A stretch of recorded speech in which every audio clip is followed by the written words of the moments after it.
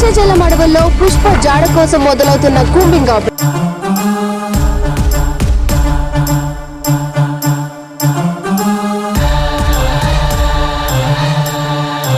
Tirupati jail నుండి bullet గాయాలతో తప్పించుకున్న పుష్ప.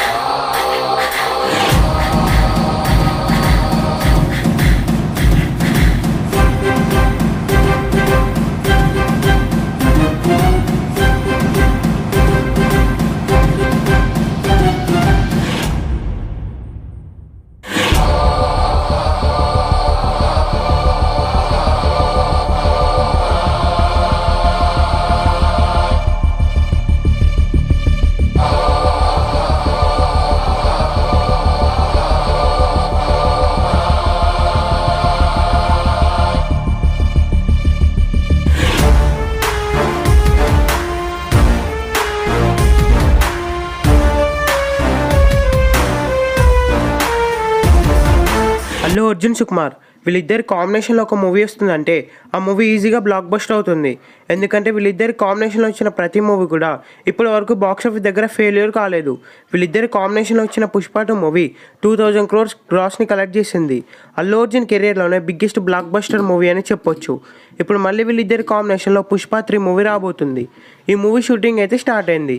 ఈ మూవీలో హీరోయిన్స్గా రష్మిక మందనతో పాటు సాయి పల్లవి కూడా నటించబోతుంది.